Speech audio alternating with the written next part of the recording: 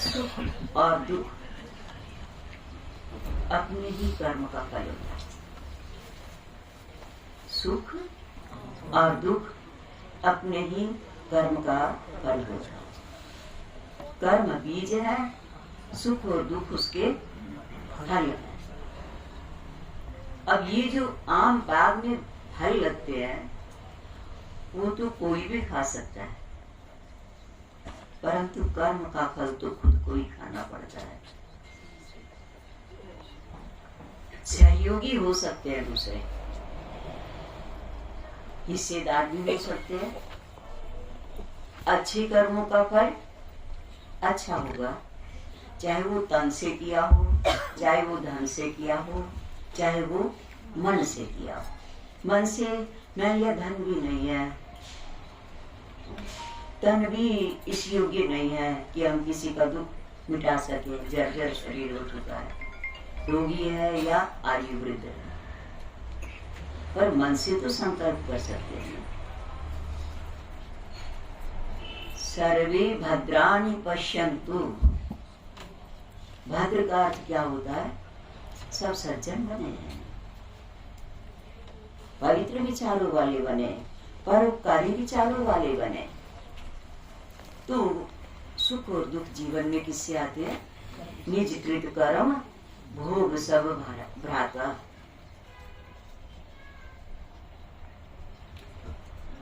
रामायण में कहा निज कृत कर्म नहीं को काहू सुख दुख कर दाता।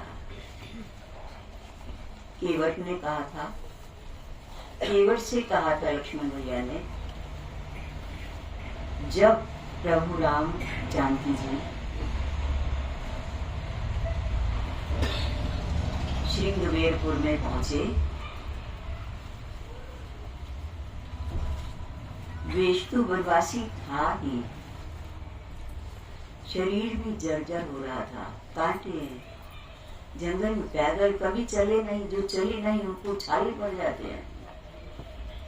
जो लोग जैसे ये गिरिराज जी की परिक्रमा करते हैं तो हड्डी पसली से हिल जाती है उनका सारा नस नाड़ियां, पैर छूट जाते हैं। जानकी जी, लक्ष्मण भैया, केवट भगवान का बाल सखा था, इकट्ठे पढ़ते थे गुरुकुल में, परंतु पढ़ाई के बाद मिल ना पाए थे। और अब जब पता चला राम और लक्ष्मण भैया आगे बढ़ के लेने गया रास्ते से, जब पता चला कि ऐसे ऐसे, और बोले कोई बात नहीं, माता पिता ने वनवास दिया है ना, मैं रखूंगा, मेरे यहाँ रहेंगे, 14 वर्ष क्या जिंदगी भर भी रहेंगे तो रखूंगा, सेवा करूंगा, जैसी मेरी हैसियत है। बहुत अनुनय विनय किया, पर राम जी ने कहा 14 वर्ष राम वनवासी, तापस द्वेष और विशेष उदासी। माँ ने एक शर्त रख दी है कि तपस्वी जैसे जंगल में गृह का त्याग करके जंगल में रहते हैं, वनों में रहते हैं, आश्रमों में रहते हैं, इसी तरह से मैं गृहस्थ के घर में हम नहीं जाएंगे।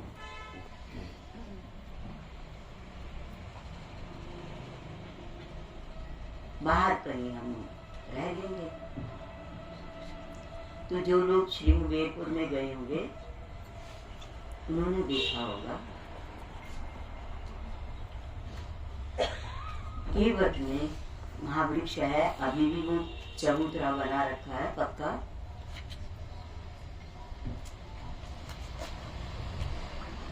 वो आई थी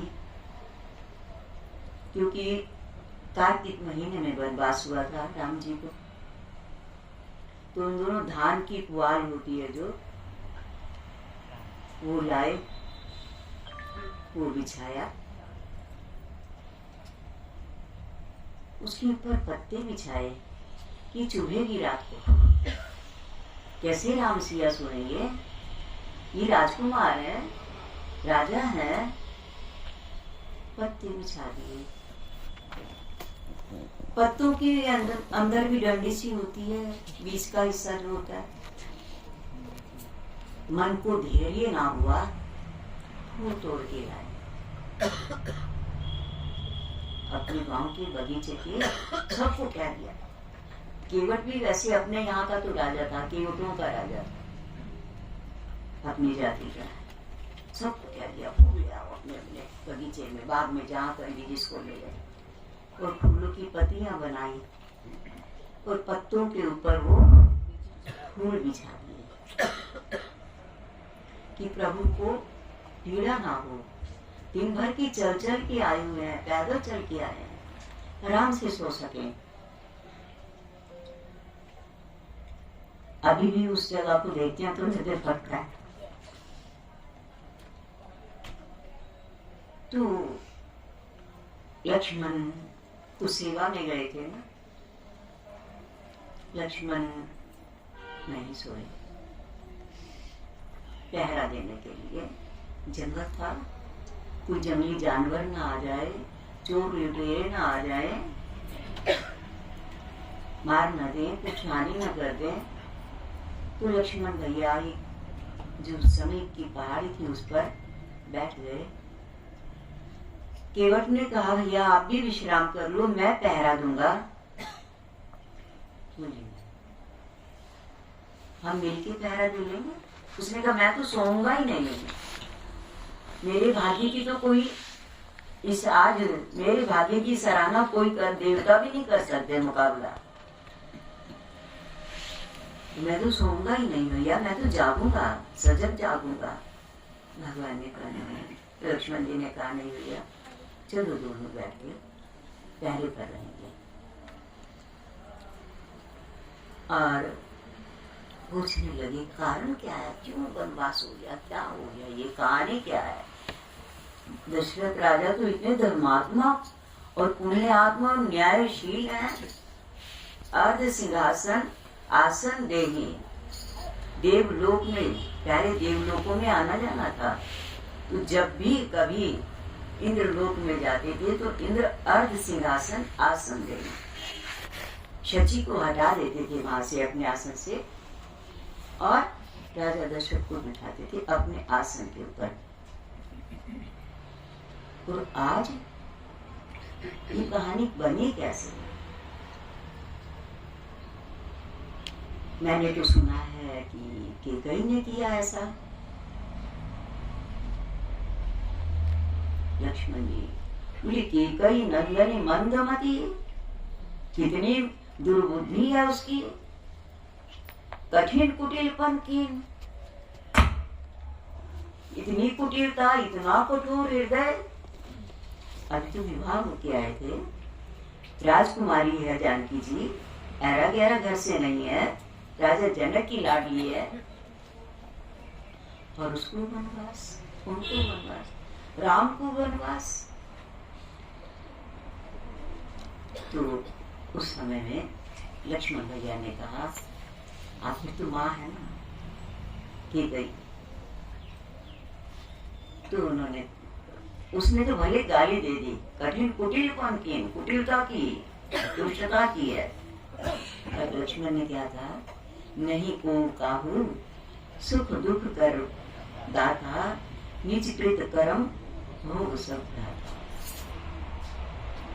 केकई ने नहीं किया, केकई बेचारी तो निमित्त बन गई, उसको दोष मत दो। निज कृत कर्म भोग सब खाता, सब अपने ही किए कर्मों का फल भोगा करते हैं। इसीलिए ऐसा आगे प्रसंग बढ़ता है, पर हम ज्यादा आगे नहीं चलेंगे। हमारा कहने का अभिप्राय है कि जिसके भी जीवन में निमित्त कोई भी बन जाए, मनुष्य बन जाए, माँ बन जाए, बाप बन जाए, भाई बन जाए, भाभी बन जाए। जैसे अब देवकी के लिए भाई ही दुश्मन बन गया था कंस, है? तो निजकृत कर्म वो सब था। कई बार कहते हैं ना, वो गाड़ी वाला मार गया, उसकी तुम्हारी कोई दुश्मनी थी क्या? तुम फोन करके चले थे कि इस मोड़ पर हम मिलेंगे और तुम हमारी गाड़ी टकरा देना। और कोई किसी का नुकसान करके राजी नहीं होता, परंतु राक्षस तो होते हैं। बात यहाँ राक्षसों की नहीं हो रही, असुरों की नहीं हो रही है, बात हो रही है सज्जनों की। तो हम लोग भी अपने जीवन में एक निमित्त बना के रखें कि कोई किसी को भी दुख और सुख नहीं देता। ये विपरीत कर्म वो संभलाता है। निमित्त भगवान किसको बनाएंगे? कर्म का फल देते हैं भगवान। जीव कर्म करता है और जीव भी मनुष्य योनि में कर्म करता है।